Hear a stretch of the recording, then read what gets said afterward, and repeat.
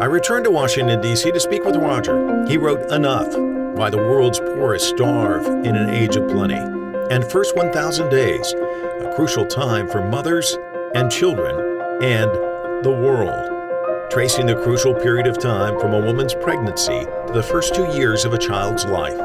Roger was a reporter for the Wall Street Journal for 3 decades.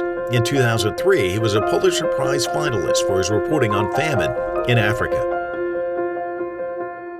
Talk to me about the moment when you realized that this was going to be a major focus of your reporting. I mean, this is not your first effort at this. What prompted you to be interested in poverty and hunger? It was May 2003, the first famine of the 21st century, of this grand new millennium of ours, and Ethiopia. There were 14 million people in Ethiopia that were on the doorstep of starvation, surviving, if they were going to survive at all, by the food aid, international food aid that was rushing into the country. There are many factors that contributed. My first day in Addis Ababa was with the World Food Program that was doing a lot of the distribution of the food aid. And one of the people at WFP said, you know, looking into the eyes of someone dying of hunger becomes a disease of the soul. Because what you see is that nobody should be dying of hunger, particularly not now in 2003 in this dawn of our grand new millennium. But the next day, we were in some of the hunger zones. There was a field close to the market area, and usually it'd be very active with, you know, kind of market stalls and farmers bringing in their crops and their harvest and things and selling it. But then it was filled with kind of a warren of emergency feeding tents, kind of these like big gray, olive green, kind of army tents, in a sense, or what you see in kind of emergency areas that are set up. And they were filled with dozens and dozens of children that were literally on the verge of starvation. And so we kind of parted the flaps of one of them and walked inside. And it was staggering. I mean, it was just kind of the scenes of kind of humanitarian horror that was there. And I was kind of speechless. I mean, so like, how do you even start? I mean, asking people, so what happened? Kind of walked through there with some of the emergency preparedness people in Ethiopia with the World Food Program, and then came to one father and son.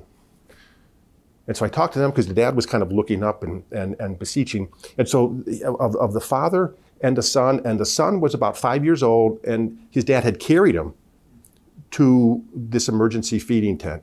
And he was 5 years old and weighed just 27 pounds at the time. So he was basically, you know, literally disappearing in the father's arms. And the dad was sitting there, and Hargirso, the boy, was sitting in between his dad's legs, kind of on a mattress that had been just a very thin mattress that was on the ground. And he was kind of like sitting in between the legs of his dad, to kind of be propped up because he couldn't even like have the strength to sit up properly.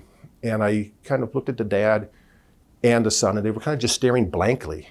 And those were the first eyes of the hungry that I looked into. And I was kind of ashamed of myself because I'd been in Africa for a number of years, writing about humanitarian and development issues. And that was indeed really the first time that I was really focusing on these issues. But that was the first time really looking into the eyes of someone dying of hunger.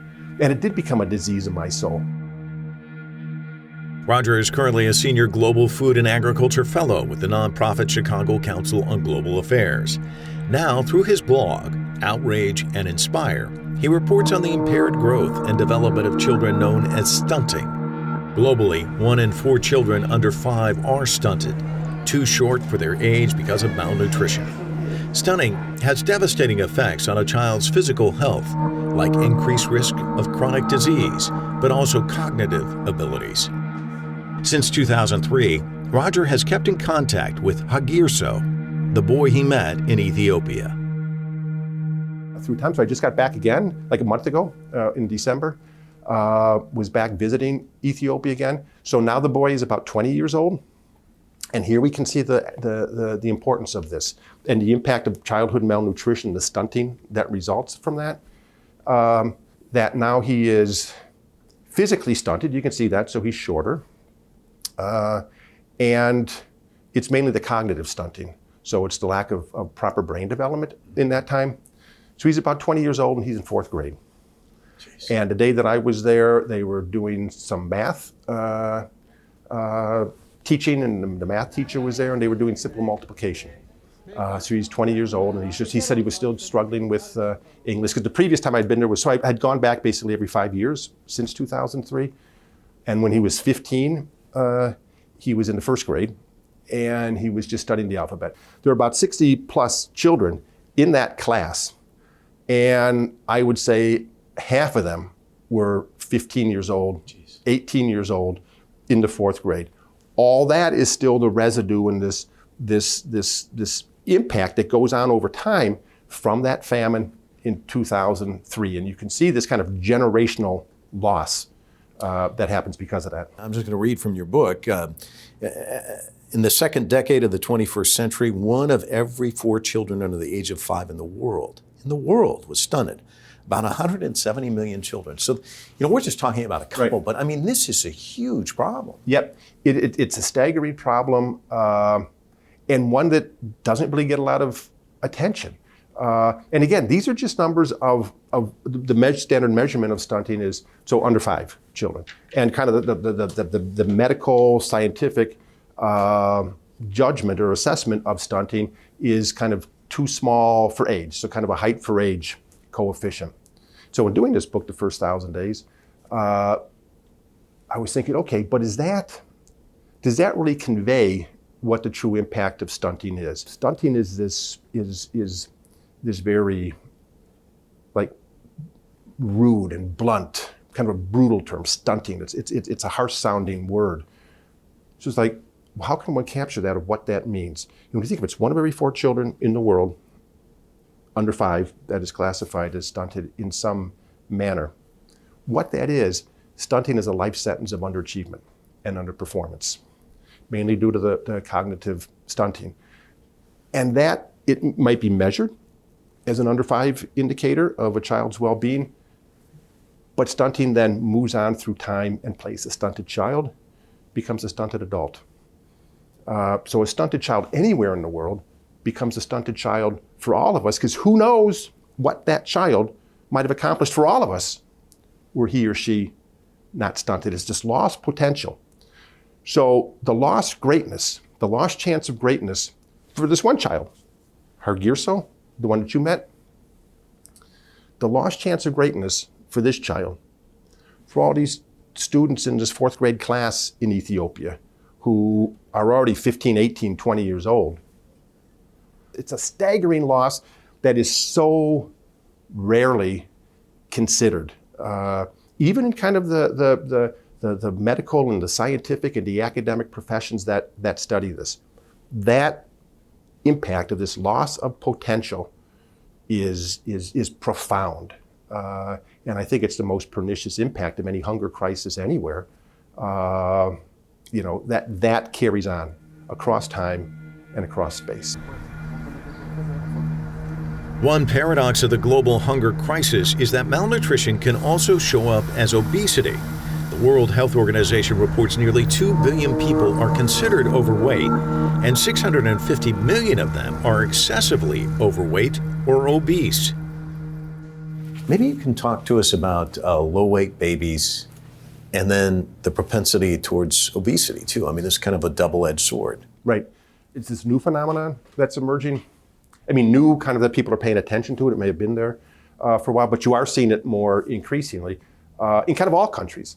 So there are studies by very eminent and great nutritionists and economists, that come out with an annual global nutrition report, and kind of other studies and research that they're doing that basically shows that there is no country in the world. There's no country in the world that does not have some kind of nutritional problem. And those can range from the undernutrition, the malnutrition, to obesity, which is, it's all part of the nutritional issue. And what they're finding more and more is this double burden of malnutrition, where you can have, in the same country, you'll have rising rates or troubling rates, stubborn rates of malnutrition and undernutrition, and now rising rates of obesity. You can have that in the same body over time. That again, so they're finding this inverse relationship and quite paradoxical that particularly so low birth weight babies, children that may be stunted, kind of in this under 5 category, that later, as they, become older children or teenagers, or even as adults, then they have a higher propensity to suffer from obesity. There's epigenetic things that are going on, that if the child already, in the womb is receiving signals from the mom by what she eats and the nutrients that are coming into the mom, that, oh, I'm going to be born into a resource scarce world or a nutrition scarce world. So the body and the development of the genetics and the organs and things are already reacting to that. So maybe to conserve fat, so to conserve energy. Another paradox of global hunger. The food producers and growers of the world are also the people who can least afford nutritious options. It's interesting because you talk about, prices too. Junk food, you can get that pretty cheap. The fruits and vegetables, expensive. You talk about Guatemala has become a graveyard of well-intentioned programs designed to improve nutrition. But in this case, you demonstrate that people there, a lot of our Western diet has been transported in other parts of the world. Right. That's not a beneficial thing. No. And it's demonstrated in your book in Guatemala that you're seeing that as well. Guatemala, it's the paradox is so stark. Guatemala in certain places, particularly even in the shadows of the volcanic mountains, that really fertile. And are just this cornucopia of vegetables, and then kind of more in the coastal areas and in other parts of the country, the fruits and vegetables, but where I was following them, in the Western Highlands, then particularly the vegetables that they're able to grow. They're just like, cabbages the size of volleyballs, and carrots that are so big that I write about, they're so big they make Bugs Bunny weep. That, my goodness, look at that size of that carrot. They're mainly for export, either to go to the markets and the restaurants in the urban areas, or they end up at our stores and Whole Foods here in the United States, where these very nutritious vegetables and other food commodities are so prized, particularly because they're nutritious value. And there, the very farmers that are then, and moms and dads that are dealing with the stunting, because there the stunting rates are like upwards of 70%. And childhood malnutrition, it's staggering. It's like the highest numbers in the Western Hemisphere. And it's like, okay, well, this picture doesn't make sense because you were all working in these fields. There was one mom in a field as we were kind of driving to the area, the moms that were, and families that were following, kind of stopped and pulled over to the side because there were a number of them that were out in the fields. They were harvesting and or tending to the crops. And there were like peas, green beans, broccoli, Brussels sprouts, all these treasured and nutritious foods that were there. So I asked the mom who was there tending to these, and she had her little child with her. So she was in 1,000 days. I said, so, what are you working on? And she said, well, these are kind of rows of peas, and here's the beans. And I said, well, like green beans. So do you eat these? And she kind of looked at me and said, no. But I understand that people elsewhere do. I said, why do you think that? And he says, because we harvest them, we put them in the boxes, we put them on trucks, and the trucks drive away. And so that somebody must eat these. I said, well, what do you eat? And it's their staple diet, corn and beans. And so it was, they're there at their feet. They're in the midst of this. They're working on them. They're tending them. They're raising them. They're harvesting. They're packaging them. But they're not in their diet. Roger's book, The First 1,000 Days, followed 4 mothers in Guatemala, India, Uganda, and Chicago in the United States. The women he met all faced similar challenges to proper nutrition from pregnancy and through the child's early life. You focus on these 4 women and kind of trace them through this whole process. What were some of the solutions you found along the way? Because they really are running up against obstacles, and yet each one of them has this feeling that they want to bring their child into the world and have them get a good head start. What were some of the things that struck you as you went along? In each of the countries, there were the education was similar, the passing on the knowledge that here's why nutrition is so important. Obviously the language would have been different in the way that it's conveyed and the setting that it's conveyed, but the examples were the same, kind of the food pyramid or plate that we have in the United States now that's been developed. That would be the same elements to it, but in maybe a different manner as they're talking about it in Uganda or India or Guatemala. And so that, and I talked to some of the doulas or the social workers, the nutritionists in some of these countries, and I said, if you took, what I'm hearing from you is exactly what I heard a month ago when I was in Chicago. Same lesson to those moms there. And kind of in India, their eyes widen and they say, what? You also have this problem in the United States, just kind of lack of education, having to bring this knowledge to the moms. I said, oh yeah, it's all over. And the same photos that you're using, the same fruits and vegetables and meats and things that you're showing on the chart are the same things that are on the charts in the United States and in India and Guatemala as well. And so there's this kind of communal nature of that then kind of all moms and all families in the world and all children, they're kind of all the same on this, and that the nutrients and the vitamins and minerals that are needed in this first 1,000-day period then in essence become like humanity's common denominator. Everybody needs them. One commonality is that, poverty, no matter in which country you are, that becomes a barrier then for a lot of the knowledge being put into play. So I guess in closing, seeing what you've seen and written about, not just in one book, but a few. Right. Are you hopeful? Are you optimistic, or just determined to keep telling this story? I think, determined. Again, it goes back to the disease of my soul. I mean, this is like what gives the passion to my journalism and kind of informs my journalism and drives me.